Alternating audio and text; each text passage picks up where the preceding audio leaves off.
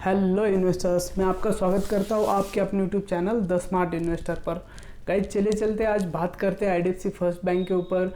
IDFC first bank का quarterly result आया है और फंडामेंटली बहुत अच्छी कंपनी है और लगभग सभी रिटेल लोग इसके ऊपर बहुत प्यार करते हैं और बहुत सारे म्यूचुअल फंड्स हो या FIs हो या DIs हो, उनके पोर्टफोलियो में स्टॉक है और इसे बोला जाता है नेक्स्ट HDFC बैंक इसे बोला जाता है। तो टेक्निकल चार्ट एनालिसिस करने से पहले मैं फंडामेंटल एनालिसिस करते हैं और उसके बाद क्वार्टरली रिजल्ट देखते हैं और उसके बाद हम टेक्निकल एनालिसिस पे आते हैं उसके टारगेट क्या हो गए। तो चलिए चलते पहले देखते हैं इसका फंडामेंटल एनालिसिस। तो गाइज फंडामेंटल एनालिसिस मैं इसलिए करना चाह रहा था कि आपको एक चीज़ मैं दिखाना चाह रहा था।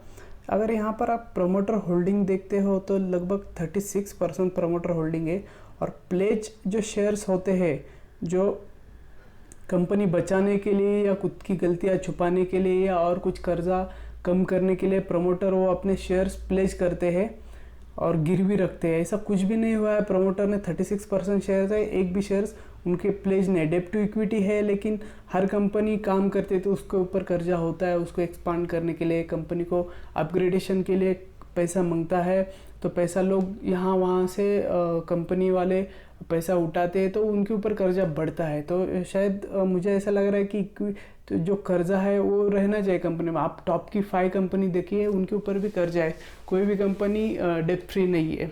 तो मुझे ऐसा लग रहा है सबसे बढ़िया चीज़ हमारे लिए ये है जो इनका जो प्लेज परसेंटेज है बिल्कुल 0 है। तो गाइज यहाँ पर मुझे ऐसा लगता है कि कंपनी जो प्रमोटर है उनको खुद को बिलीव है इसके ऊपर। और एक बात बताता हूँ इसके बारे में, लगभग 2018 में प्रमोटर की होल्डिंग 56% थी, लेकिन अब की बार मैं अगर बात करूँ 2021 में ये 36% हो गई है। तो गाइज ये लगभग 20% से माइनस है। तो कंपनी के जो प्रमोटर है उन्होंने अपनी प्रमोटर होल्डिंग कम करते करते अभी 36 के पास लेके आए 3 साल में। तो एक देखने वाली चीज़ होगी। तो गाइज आगे चलते हैं क्या है। तो मुझे ऐसा लग रहा है कि हम अगर फाइनेंशियल रिजल्ट की बात करते हैं तो यहाँ पर देखिएगा एक चीज़ और है। अगर मैं यहाँ पे देखूँ पिछले 3 साल से इन्होंने प्रमोटर होल्डिंग ने 90.60% लगभग 20% प्रमोटर होल्डिंग डिक्रीज़ की है। और अगर मैं इसकी बात करूँ तो कंपनी लो इक्विटी रिटर्न दिया है, उसने लगभग -8.53% रिटर्न जनरेट करके दिया है। ये माइनस होता है तो शायद कुछ कोरोना की वजह से था और एक कंपनी नई शुरू हुई है तो थोड़ा सा ये चीज़ें हो सकती है। ये हमें भी पता है जो नई कंपनी मार्केट, जो पुरानी कंपनी मार्केट में है वो भी इसी फ्रेज से जा चुकी है। तो यहाँ पर हम बात करते हैं क्वार्टरली एनालिसिस की। तो क्वार्टरली एनालिसिस में हम नेट प्रॉफिट और NPA ही देखेंगे क्योंकि वही चीज़ सबसे अच्छा होता है, नेट प्रॉफिट, सेल्स ग्रोथ और NPA।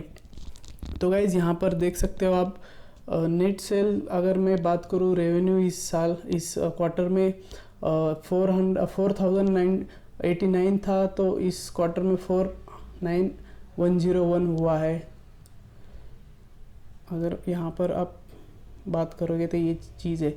इंटरेस्ट कम हो चुका है, एक्सपेंसेस थोड़े से कम हुए हैं। तो एक्सपेंसेस कम होते तो रेवेन्यू में थोड़ी सी बढ़ोतरी होती है गाइज।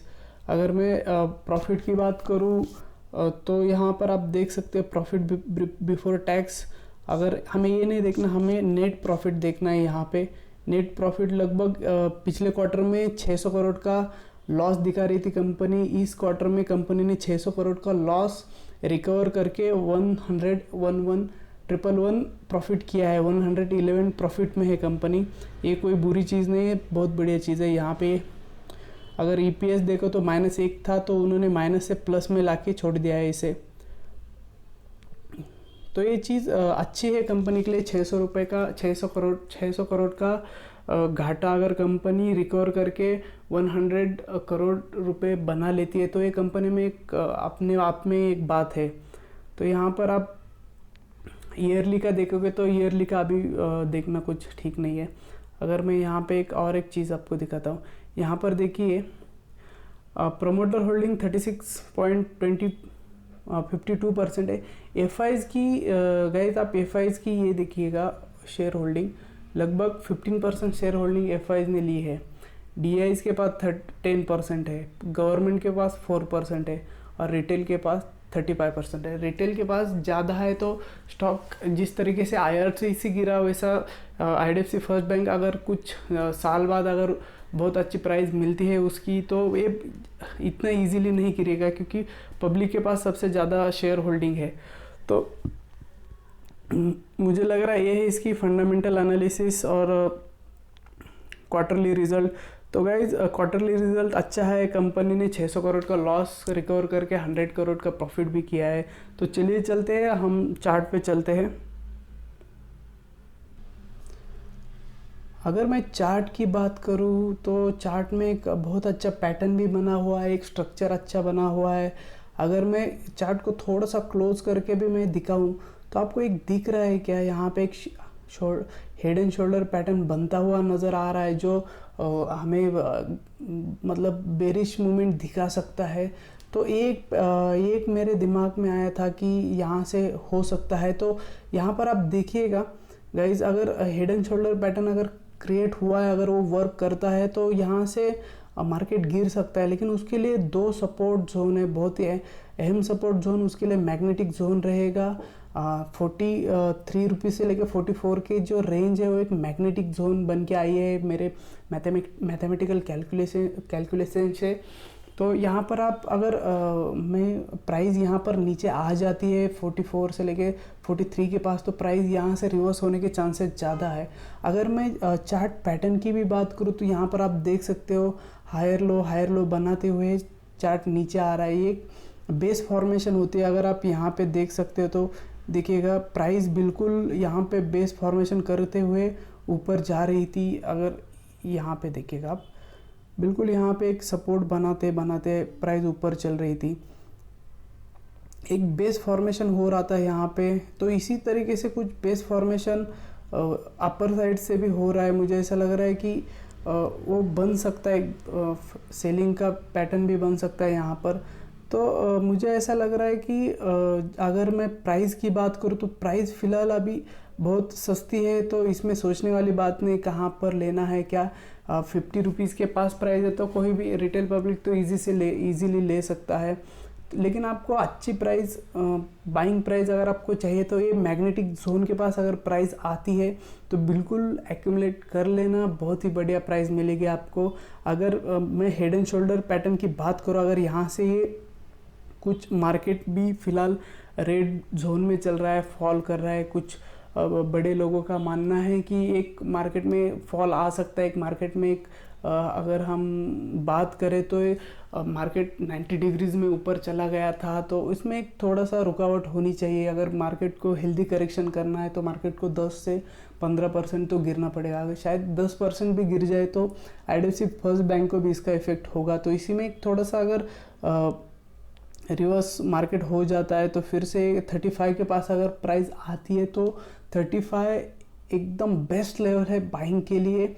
अगर मैं भी खुद इसको वेट कर रहा हूँ कि कभी ये प्राइस पे आता है, मैं खुद मैग्नेटिक जोन पे जब प्राइस आएगी तो कुछ क्वांटिटी खरीद लूँगा। अगर उससे बाद भी अगर कुछ गिरती है तो 35 पे भी मैं इसे एक्यूमुलेट करके रखूँगा। ऑलरेडी मेरे पास IDFC फर्स्ट बैंक मेरे पोर्टफोलियो में है, फिर भी ये प्राइस इस जोन के पास आती है तो मैं इसे एक्यूमुलेट ज़रूर करूँगा। तो गाइज़ ये थी IDFC फर्स्ट बैंक की टेक्निकल एनालिसिस। अगर प्राइस 52 को ऊपर की तरफ ब्रेक कर देती है तो उसके लिए फर्स्ट रेजिस्टेंस जोन ए रहेगा, यहाँ से रेजिस्ट होएगा मार्केट, बिल्कुल करेगा मार्केट यहाँ पे रेजिस्टेंस उसे।